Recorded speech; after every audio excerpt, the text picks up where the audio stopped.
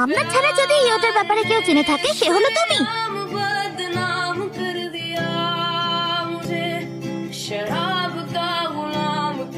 আর মিথ্যে বলার চেষ্টা করো না, তুমি ইয়োটাকে দেখেছো আর তুমি ওর ব্যাপারে সবাইকে বলে দিয়েছো।